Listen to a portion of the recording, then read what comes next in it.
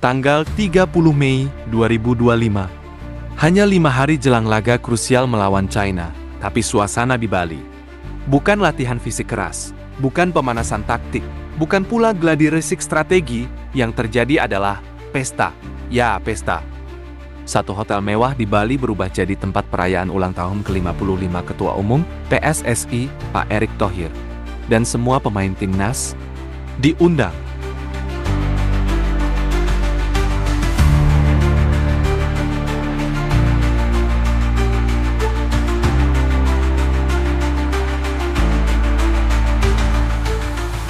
Ada Marcelino Ferdinand nyanyi.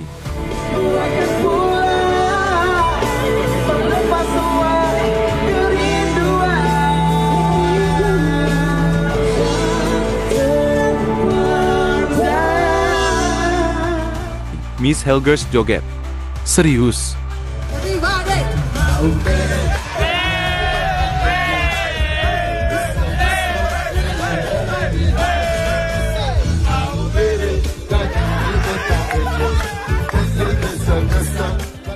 Semua pemain menari bersama, bersenang-senang, seolah tak ada beban.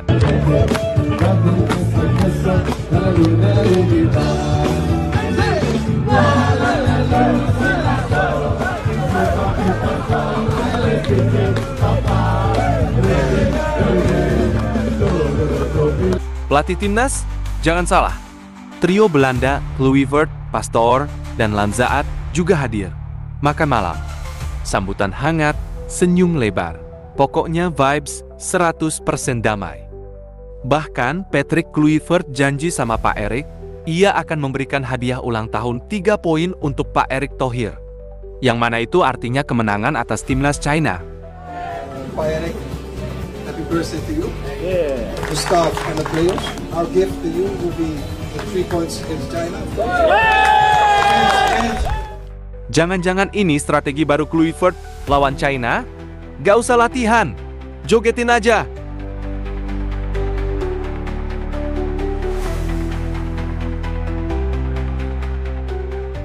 Mungkin kita salah. Mungkin timnas tidak perlu latihan keras.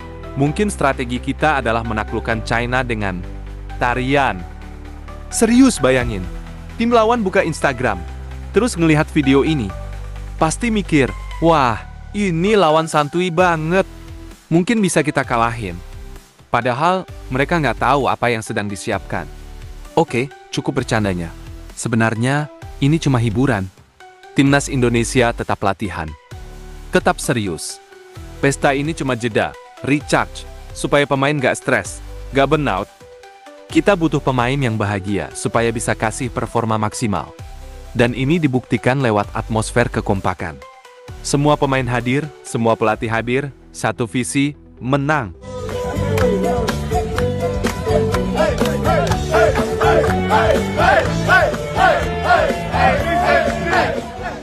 Patrick Kluivert udah punya peta permainan China. Lawan kita punya kecepatan, umpan-umpan direct, transisi cepat.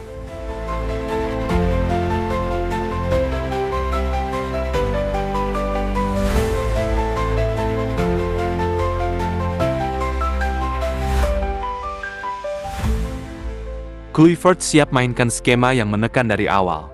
Pemain seperti Tom Hay, Shane Patinama, bahkan All Romeni dipersiapkan buat duel-duel krusial. Dan jangan lupa, mentalitas pemain muda kayak Marcelino akan jadi kunci.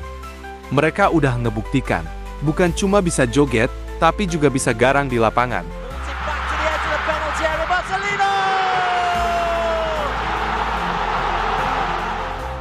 Dan China kini dalam mode siaga tinggi.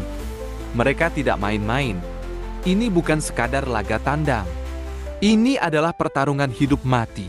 Karena kalau mereka kalah di Jakarta, mimpi tampil di Piala Dunia akan hancur berkeping-keping. 29 Mei tahun 25 saat sebagian besar negara masih menyusun strategi, timnas China sudah mengunci diri. Melakukan latihan tertutup, jauh dari kamera, jauh dari sorotan media, mereka merancang rencana besar untuk mengalahkan Indonesia di kandangnya sendiri. Pelatih Branko Ivankovic tahu satu hal, jika kalah dari Indonesia, maka tamatlah sudah perjalanan China menuju Piala Dunia 2025. Mereka tak ingin sekadar bertanding, mereka datang untuk berperang. Sang pelatih memburu 11 pemain terbaik. Bukan hanya yang kuat, tapi yang bisa menang di Jakarta. Dan dia memilih satu formasi. Formasi 4-4-2 berlian. Formasi klasik, tapi berbahaya jika dimainkan dengan disiplin dan presisi. Tapi mereka juga tahu, timnas Indonesianya Patrick Kluivert bukan tim sembarangan. Diperkirakan akan turun dengan formasi 3-4-3 super menyerang. Apa strategi China? Mereka pakai satu trik licik. Tim cadangan China diminta meniru pola permainan Indonesia. Semua demi satu hal, mempersiapkan 11 pemain utama mereka menghadapi gempuran Garuda. Bukan cuma itu, China juga mengasah satu hal yang sangat krusial, skema bola mati. Mereka tahu, kadang Piala Dunia ditentukan bukan lewat permainan terbuka, tapi oleh satu sepakan bebas. Satu bola liar, satu momen kecil. Tapi, ada satu peringatan dari pelatih mereka. Jangan buat pelanggaran di dekat kotak penalti, mereka takut. Takut Indonesia mencetak gol lewat kaki Tom Ho atau sundulan J. Idzes. Takut bola mati jadi senjata mematikan balik. Dan mereka benar-benar serius.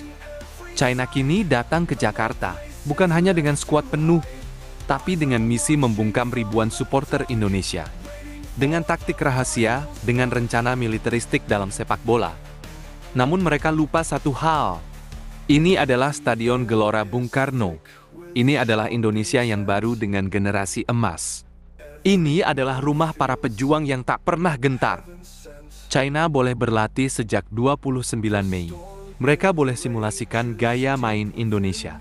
Tapi satu hal yang tidak bisa mereka tiru adalah semangat para Garuda yang terbang bukan karena taktik, tapi karena hati. Kluivert udah bilang, hadiah ulang tahun untuk Pak Erik adalah 3 poin melawan China. Dan kita semua tahu, itu bukan janji kosong. Tanggal 5 Juni, Stadion Utama GBK. Kita akan saksikan apakah joget itu jadi pemanasan kemenangan. Atau malah jadi momen pemicu kejutan dari China. Tulis di komentar, skor prediksi kamu berapa? Dan, siapa pemain yang bakal jadi man of the match? Dan terakhir, dari kami semua, dari rakyat Indonesia yang cinta sepak bola, selamat ulang tahun yang ke-55 untuk Bapak Erick Thohir. Terima kasih atas dedikasi, semangat, dan keberanian Bapak dalam membawa sepak bola Indonesia menuju level dunia. Kami doakan semoga Bapak selalu diberikan kesehatan, kekuatan, dan kebijaksanaan untuk terus memimpin PSSI dengan hati yang bersih dan visi yang besar. Semoga tahun ini jadi tahun kejayaan timnas, dan kemenangan atas China bisa menjadi kado spesial dari kami untuk Indonesia yang kita cinta.